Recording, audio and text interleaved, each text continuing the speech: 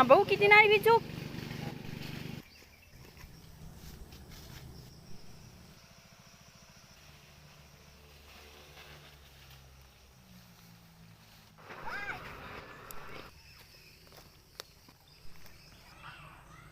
Assalamualaikum, magandang araw po.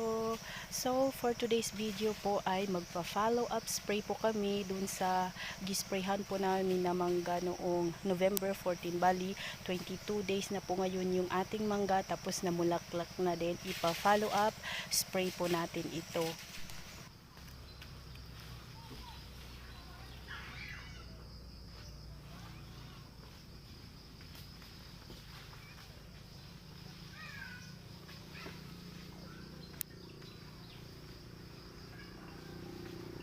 Timplahan na muna ni Ama ang mixture sa para pang spray. Para po sa detalye ng mga mixture na ginamit, ay isi-share ko lang sa dulo nitong aking video. Kaya keep on watching mga Mars and Pars, and don't forget to like, share, and follow. At ayan mga Mars, bit-bit na ng kapatid ko yung water pump para dalhin sa ibaba at itabi dun sa tubig kung saan sila kukuha ng pang spray. Ito naman ang pinsan kong kasama namin. Inaayos naman ng kapatid ko dito yung pagdidikit sa hose dito sa water pump. At nilapitan at tinulungan naman siya ni Ama para mapa-under na itong water pump.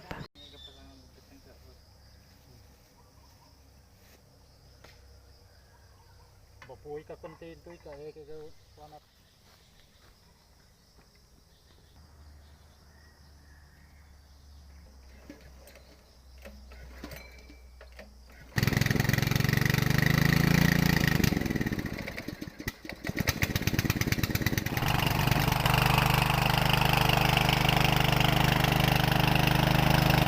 Pupunuin lang ng tubig itong drum na lagyan na rin ito ng gamot.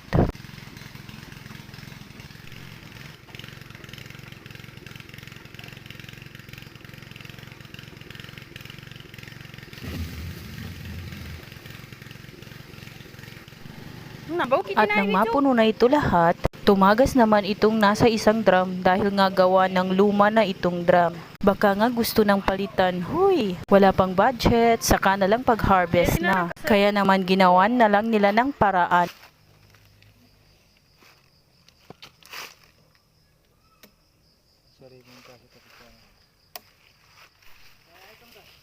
Nga po ni? At nilipat na lang ni Ama yung hose ng power spray dito para ito yung maunang maubos. At nung maayos na ay tumulong na rin akong humila nitong hose para dalhin dun sa mga puno ng mangga kung saan sila mag-spray.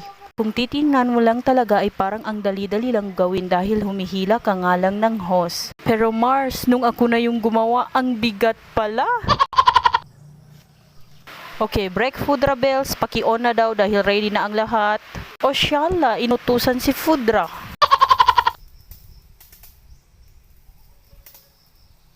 At ayan, nung matawagan ko si Ama sa ICOM ay pinay-start na rin niya yung power spray. At mga Mars, mali nga pala ako ng pagbanggit dun sa una kong video.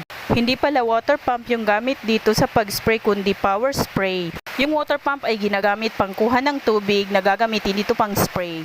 Pagkatapos mag-spray sa isang puno ay lilipat naman sa kabila at ako naman itong nasa hulihan. Sinusundan ko itong hose para pag sumabit ay ako ang tatanggal. Pasensya nga pala sa record ko mga Mars dahil ang lakas nga pala ng ulan dito ngayon. Ito nga palang pag-spray namin ay pangalawang beses na ito dahil kung napanood nyo yung aking video, yun yung una. Follow-up spray yung ngayon para yung mga insekto na kumakapit sa bulaklak ng mangga ay matatanggal. At hindi pa dito nagtatapos mga Mars dahil sa susunod na Sabado ay mag-spray ulit dito. At yun na rin yung panghuling spray dito. Legit talaga na maproseso ang pagsasaka ng mangga. At bukod pa dun ay dapat pinaghahandaan ang pangkapital. Hindi nga talaga biro mga Mars. Hoy! Katulad na lang nito, hindi mo pwedeng biruin yan dahil pagod. Eh baka tayo pang isprayhan ng insecticide nito? O ayan, kakababa nga lang dun sa isa, aakyat naman siya dito sa isa. At susunod naman sa kanya itong spray. May lahi nga talaga sigurong unggoy itong pinsan namin. Huy!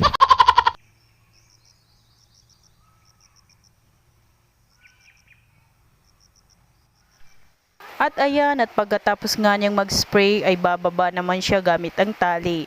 Dito naman talaga ako nag-i-enjoy sa part na ito. O siya at masubukan nga. Huwag mong subukan, masisira ang buhay mo. O dun pa lang ako sa taas ay magsisisigaw na ako.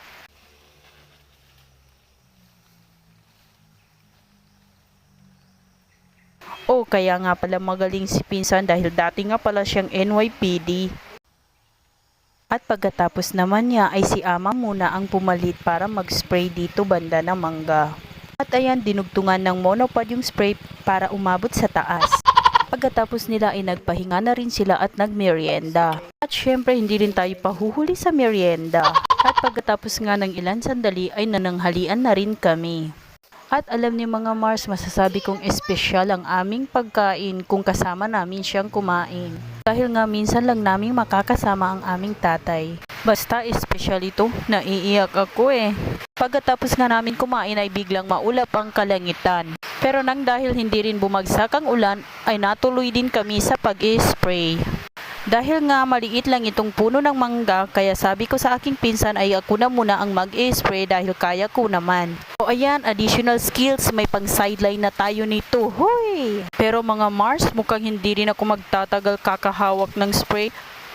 Dahil nakakapangalay ng braso, sobra. Balik na nga tayo sa topic mga Mars. Mahirap talaga maging farmer. Bukod nga sa nakakapagod, ay minsan ay paswertihan na rin talaga. Kagaya na lang nitong pagpa-farm ng mangga. Pag failure ang pag-spray mo, ay bokya ka. Kaya yun yung pinagpapasensyahan dahil hindi pa binigay ni Allah sa'yo. Pero pag binigay naman niya at sinwerte tayo, nagiging triple ang balik ng kapital ng pagmamangga. At inshallah, after 80 days from now ay makaka-harvest na rin kami. At para naman po sa mixture ng follow-up spray ngayon, 2 uri ng insecticide at isa naman ang fertilizer. Pero hindi ko na babanggitin kung ano ang mga brand ha. Confidential kasi. At patapos na rin sila sa pag-spray. Kaya naman niligpit na nila yung mga gamit. At hanggang dito na lang din po yung video ko at magpapahinga na rin kami. Thank you for watching and see you on my next vlog. Shukran, babu!